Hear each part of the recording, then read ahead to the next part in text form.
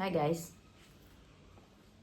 Jadi aku mau kasih tahu, ada beberapa orang yang bilang dan tanya, kenapa payudara udah implan tapi kok bisa turun, dan tapi kok payudara kakak itu misah. Nih, misah gini guys. Nah, ini itu agak terlihat dempet karena aku pakai sport bra yang ketat. Ini agak ketat ya guys. Walaupun longgar dikit karena aku udah weight loss 29 kilo. Jadi guys, kalau misalnya kita latihan terus chest, latihan dada sama back, otomatis kan badan kita tuh seperti ini ya, nge-shape kan. Dan dada kalian tuh ngidang, jadinya tuh seperti ini kan. Nah, otomatis dadanya itu ngikutin otot, jadi semakin terpisah. Nih dia, mereka juga sama bodybuilder. Nah, sebaiknya orang yang udah operasi breast implant itu gak usah main dada ya, pokoknya kalian upper body aja. Cuman ya, kalau menurut aku kan, kalau misalnya kita bermain di upper body doang, kayak dari perut ke bawah, itu kan gak sinkron. Misalnya kalau misalnya badannya kurus, pantatnya gede, terus backnya nggak ada, backnya itu nggak seksi seperti ini, ya. Kalau ini menurutku seksi ya. Nah,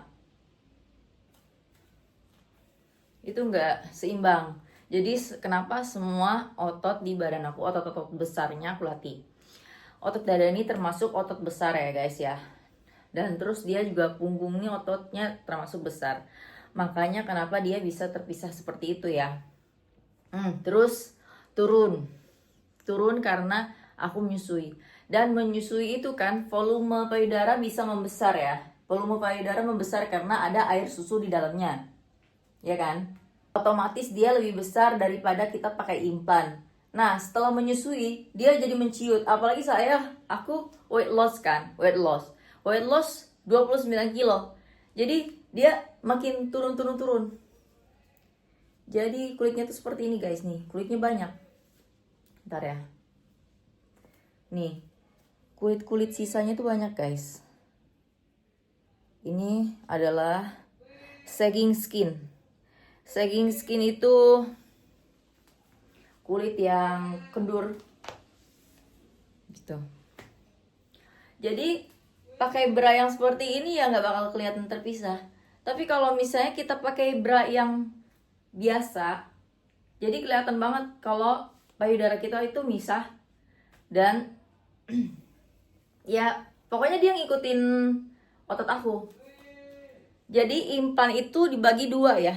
Ada yang taruh di atas otot, ada yang ditaruh di bawah otot. Nah, aku ini pilih yang di bawah otot. Nah, di bawah otot itu keunggulannya ada banyak di bawah otot itu. Pertama, dia menghindari dari capsular contraction. Jadi capsular contraction itu implan yang mengeras kayak batu gitu. Nanti aku kasih fotonya di sini. Nah, dia tuh implan yang mengeras seperti batu.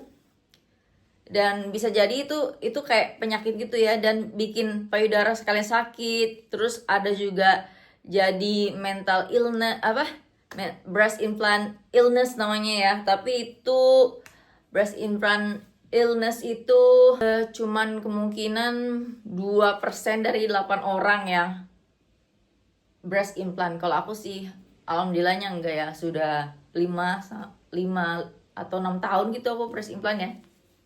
Enggak apa-apa. Cuma memang sekarang bentuknya jelek karena aku kan habis menyusui guys. Dan kenapa katanya misah? Ya itu karena aku melatih ototku. Dan implan aku di bawah otot gitu. Terus yang kedua aku bilang kan, yang kedua implan di atas otot.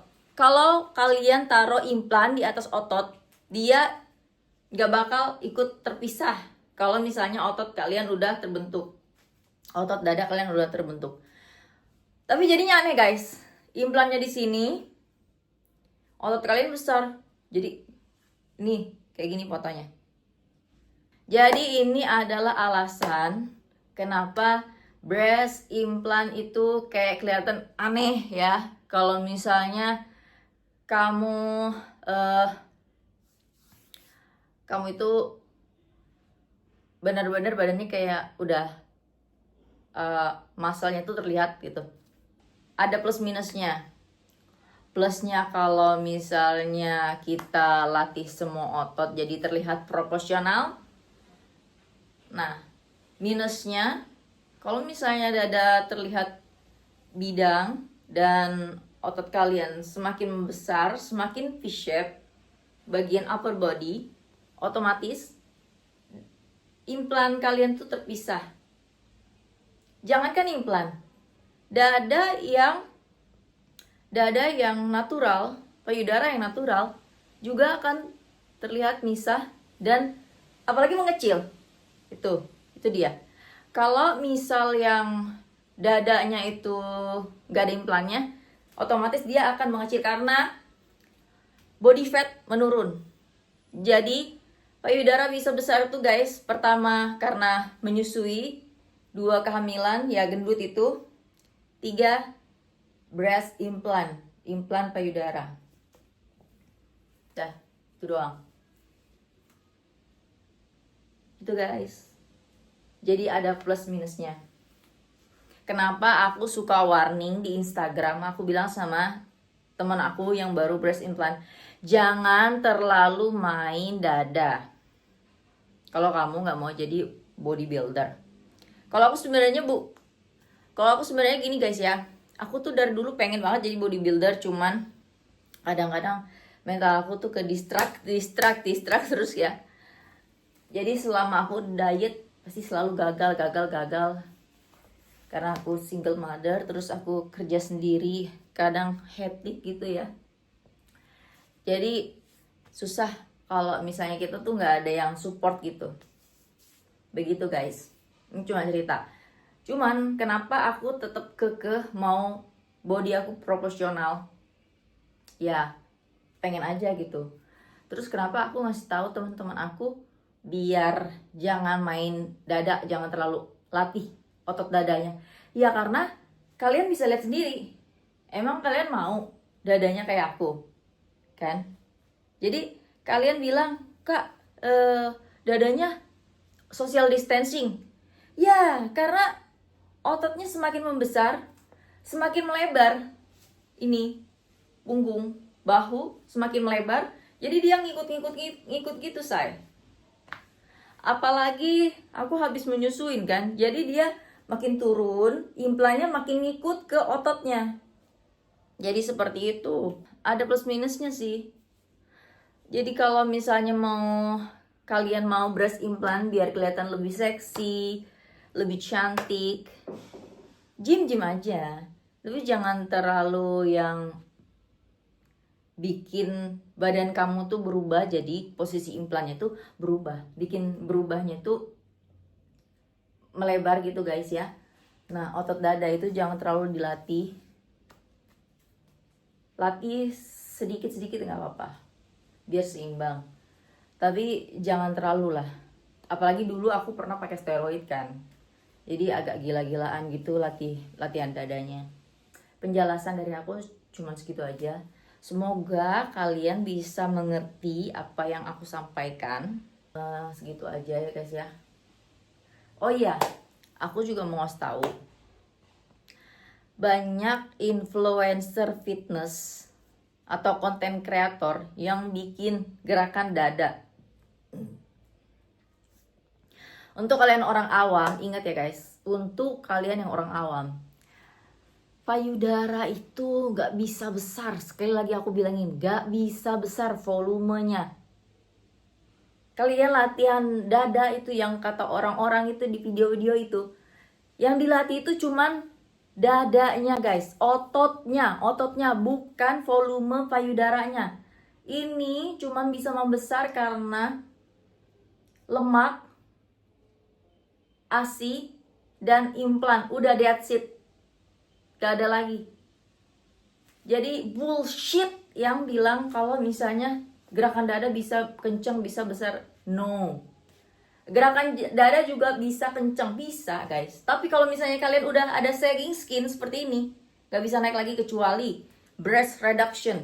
Breast reduction itu diambil kulit yang kendur-kendur ini, terus dirapetin lagi. Jadi seperti kayak gini lagi guys. Nah, begitu breast reduction. Jadi kalau misalnya kalian udah terlanjur kendur payudaranya, terus kalian main chest terus, yang kencang tuh daerah sini, cuma daerah sini, dan kulit sagging skin yang kulit kendurnya itu masih ada. Kalian tetap harus operasi buat kencengin. Kalau misalnya dioperasi pun tanpa implan, ya udah kenceng gitu aja tuh, terus ya udah nggak ada volumenya. Nah, jalan satu-satunya di breast reduction and breast implant. Jadi dikencengin, dibuang kulit kendurnya, dimasukin implan, boom. Seperti itu guys. Jadi aku kasih edukasi ini bahasa bayi ya. Jadi orang bisa mengerti. Tapi kalau misalnya nggak ngerti juga, mungkin aku yang salah ngomong. Oke guys, aku mau aja dulu, bye-bye.